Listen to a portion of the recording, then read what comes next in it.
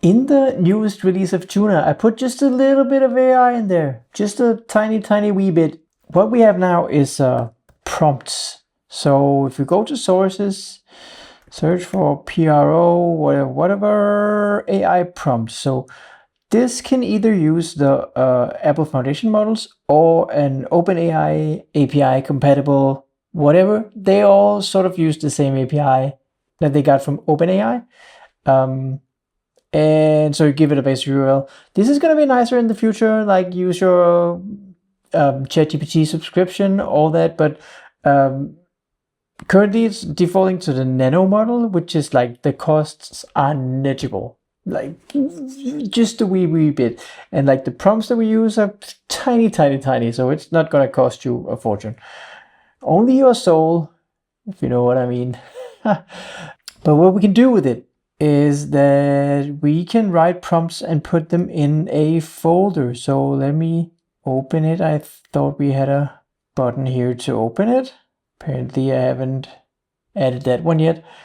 But as you see, it lives in your config file, config directory, and they're just files. So let me bring it up.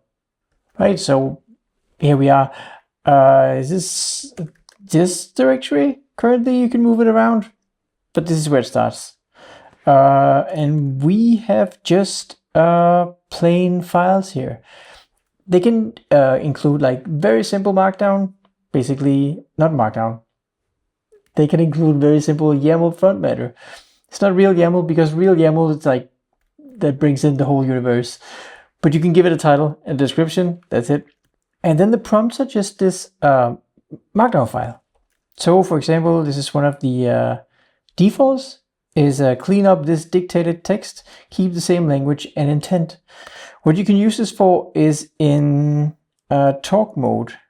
You can enable that it runs this prompt after every dictation to clean up the ums and ahs. The parakeet models, which are very fast, but they include all the ums and ahs. And if you know me, I say those things all the time. So that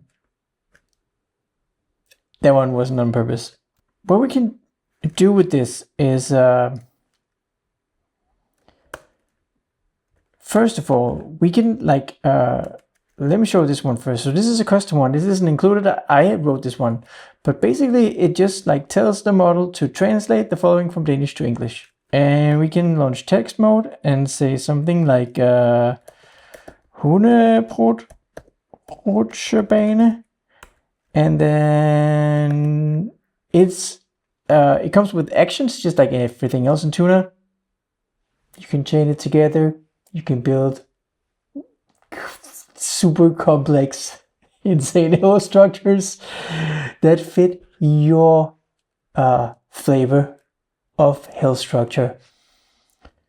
But using this action, the central prompt, we get a selection here from the directory that we just visited. And so translate Danish to English is gonna work, and put stock file slide track just inside Tuna. And of course, afterwards, we have access to all the actions that we always have. So we can paste it, we can uppercase it, of course, which is great in this case. But now back to the automatic parts. So now when I dictate stuff, it's gonna first speech to text it, and then afterwards run the post-processing. And let's make sure to include some noises. Yeah, as with anything, of course, in Tuna, everything's composable, so we can go the other way as well and have custom prompts. So, for example, we can say pineapple, and then send to custom prompt, and whatever we want the prompt to be. So like tell me a joke about this Why did the pineapple get invited to? Oh, no. Wait. Why did the pineapple get invited to every party? Because it always brings the appeal to the Yeah, final thing I want to show you is the docs. There are, of course, docs. And if you didn't know, you can take any selection anywhere and put it into Tuna. This works. It's a little bit complicated because like the Chromium-based apps like Slack and Discord and Chrome itself have a bit of a hard time with Tuna's built-in current selection.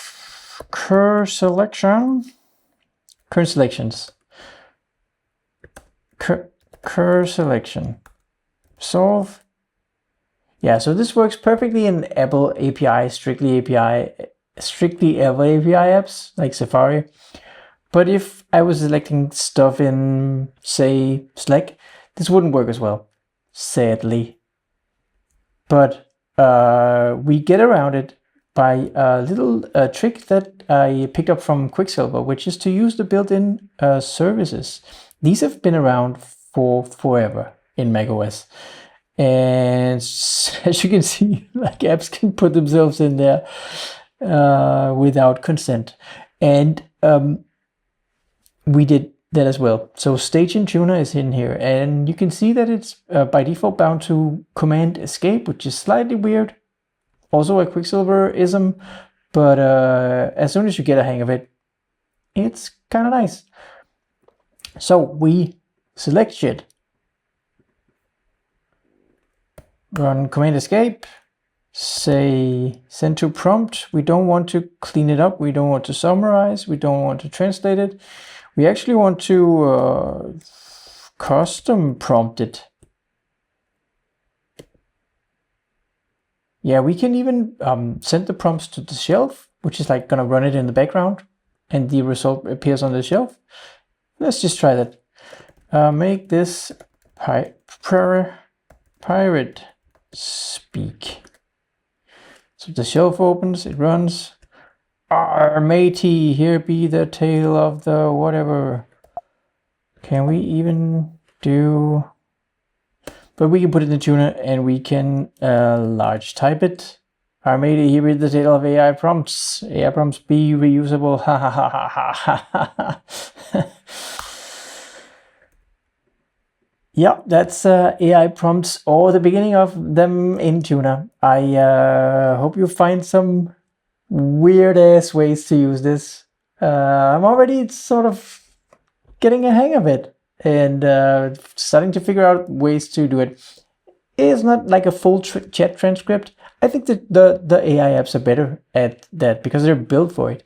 But for the little tiny little sprinkles of AI, this is already this is always ready to work right at the tips of your fingers.